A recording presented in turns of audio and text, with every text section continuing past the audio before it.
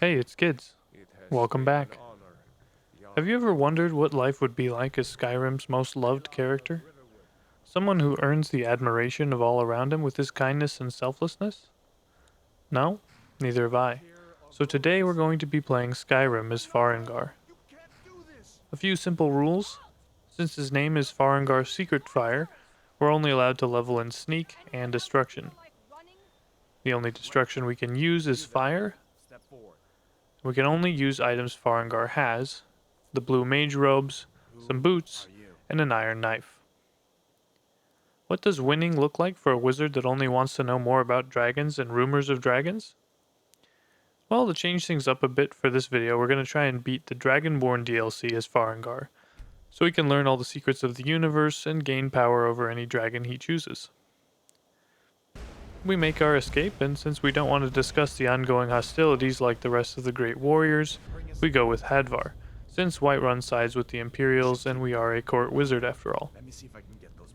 We do our best Gollum impression, sneaking around naked and burning people when we can.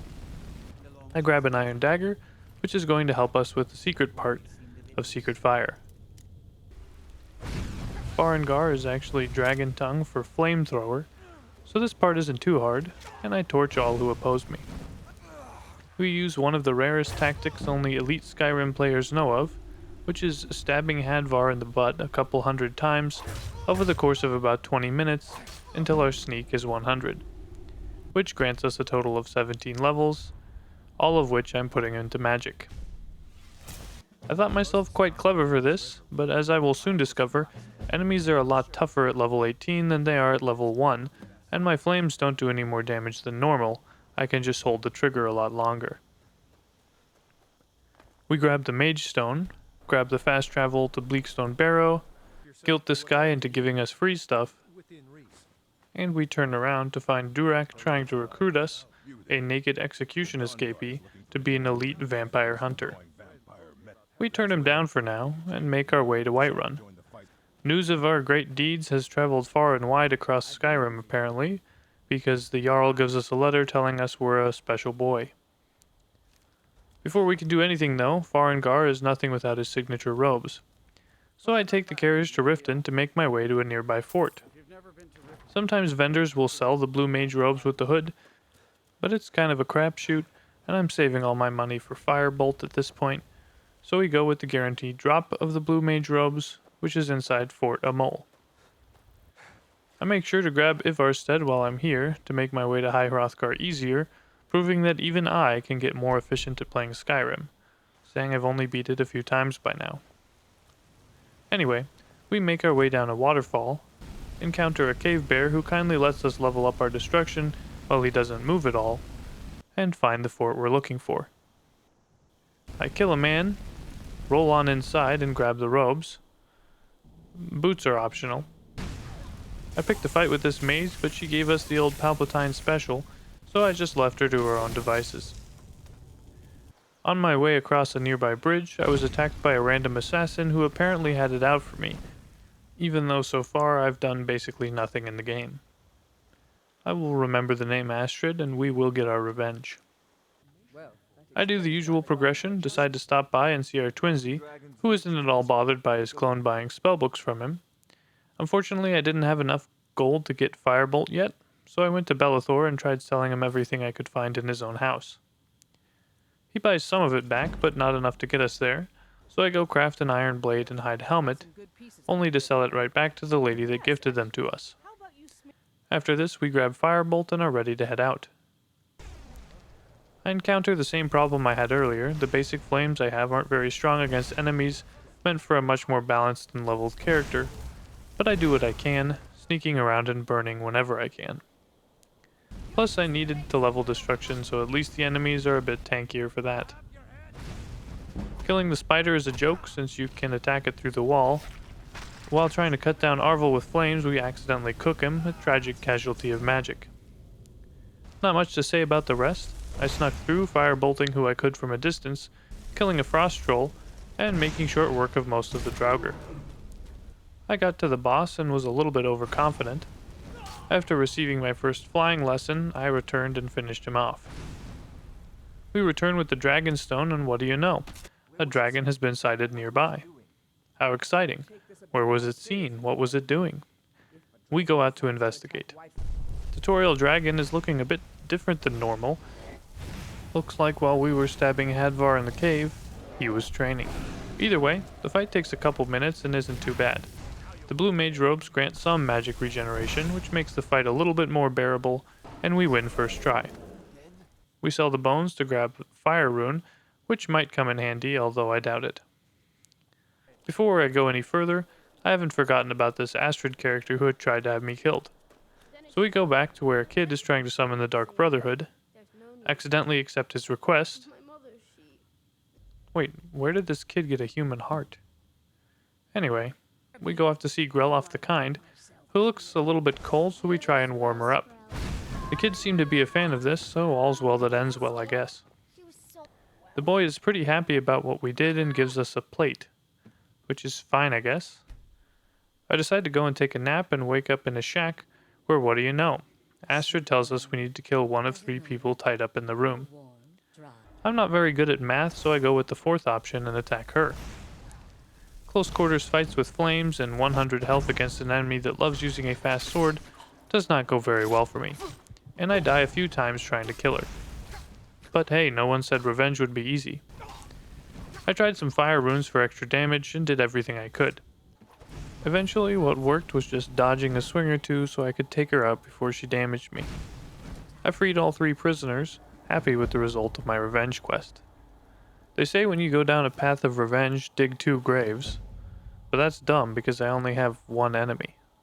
I'm not sure who came up with that saying. Anyway, I let a nearby commander know that Astrid is dead.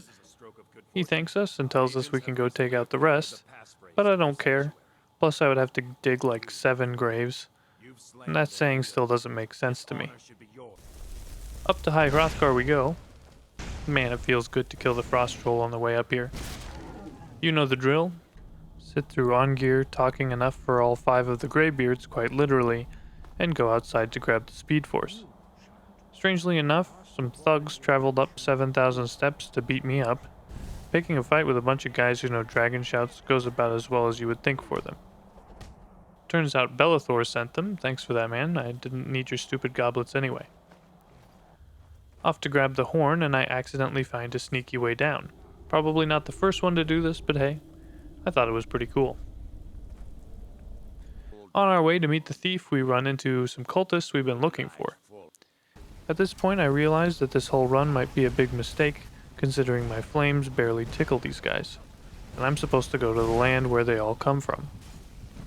Speaking of which, we go and guilt trip the guy who brought them here until he takes us to Solstheim. Something is clearly in the water here because everyone showed up to work on time and is getting their jobs done, which we all know never happens in real life. I encounter another orc like last game, and grant him the most honorable death I could come up with, burning him alive while hiding behind a rock. You're welcome, I guess. I go up to Miraak's temple and find Freya, who doesn't take kindly to people being mind-controlled, so we join her to figure out what's going on inside. I'm very glad she's coming along for this, because I really don't do much damage at all. I guess I forgot how many times you have to attack enemies to get levels with destruction. We make our way down, eventually we find the gatekeeper, which seems like kind of a dumb name considering he's guarding a door. Or like the keykeeper, but I guess that doesn't really sound that cool. We have a fight with the Death Lord that involves Freya getting knocked down repeatedly, me running around and hiding in the shadows until my magic recharges, and then doing a few shots before hiding again. Eventually this works, and we find a book that we are quite literally taken by. We meet Miraak, who flexes on us with his cool armor, before letting his strange little squid guys disintegrate my internal organs, sending us back from the Shadow Realm. Off to grab a special dragon shout that lets us bend the will of those around us. I basically just dropped in from above, grabbed what I needed, and rolled off. If you kill dragons around here, Miraak just shows up and steals their souls anyway, so no reason to linger. I went back home and fought a dragon with Delphine so I could grab his soul. This fight went about like you would expect, hiding behind a rock and shooting him whenever we had magic. we set out to free some people, although whenever I do this I have to fight a lurker, which is a long fight considering I do little to no damage to them, and all the nearby people run away whenever the lurker attacks. Off to visit my favorite guy, Neloth. He casually tells us he knows where one of the books is, and of course it happens to be in a Dwemer area. You really can't do a video on this game without going into a Dwemer area. Traveling with him is great. He does obscene damage with his lightning spell, and since we do basically nothing, he makes this area actually possible. I'll spare you all the boring details of this area. We basically just go around throwing cubes into pedestals to lower water so that I can hide while Neloth kills all the enemies. After about an hour of this, we make it out and grab a book, which I read right away and get sent to the Shadow Realm. These areas are not fun at the best of times, but with limited damage and health, most of these enemies can kill me in a few hits. I actually forgot that they have these arena areas where you have to fight some enemies, so I spent a pretty good deal of time here. Apparently if you hit this switch it does eventually open so you don't have to fight everyone, which is good because I was losing anyways. I basically just do these areas by rolling past everything I can and hoping it doesn't follow me through. Having stealth at 100 definitely makes this a lot easier. We meet up with Herma, the ultimate voice actor. I am Hermes Mora.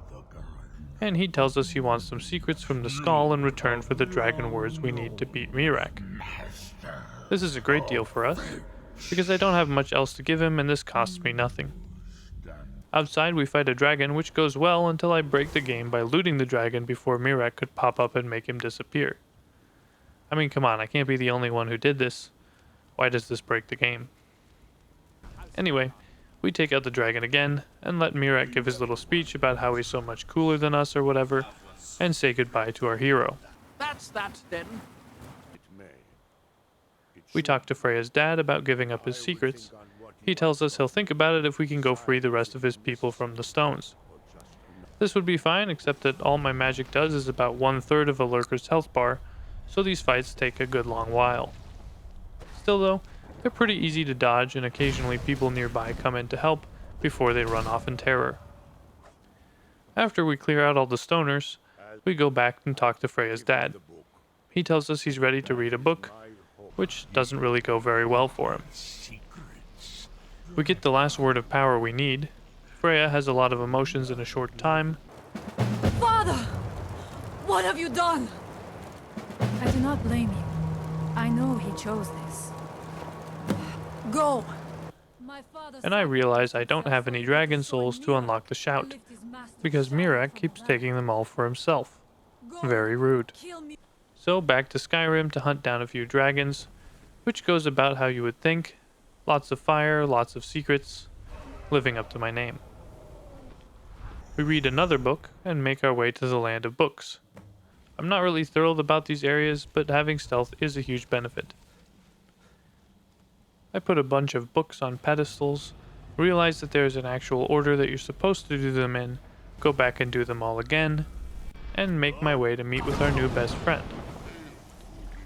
The future Farengar has always dreamed of has come true. We now get to tame and ride dragons. Admittedly, it has been a few years since I did this DLC, so I forgot that the dragon riding is pretty jank, but hey, it's still riding a dragon, which is pretty cool. We command Toothless to land and get ready to face Miraak, the last one to stand in the way of us attaining our infinite knowledge. My strategy here was to hide behind the piles of books, pop out to stunlock him with some fireballs, and then go back into hiding. Luckily, dragons were swooping down and attacking him for most of the fight, which really helped. Every time his health bar gets low, he teleports away and steals another soul of a dragon, which is frustrating, but eventually he should run out of room for all of the bones. 15 minutes of hiding, shooting a bit of fire, thanking Talos that he doesn't regenerate enough health to make this fight impossible, we finally manage to wear him down. Before we can get the kill, Old Tentacles grabs him and uses him to reenact what happens when you leave meat on the kebab for a little too long. With Miraak out of the way, we have proved once and for all that Skyrim's favorite hero, Farengar's Secret Fire, can beat Skyrim Dragonborn and become Lord of the Dragons. Thanks for watching. If you enjoyed this and want to see more, consider subscribing and commenting with your idea of what I should do next. But for now, I'll see you in the next video.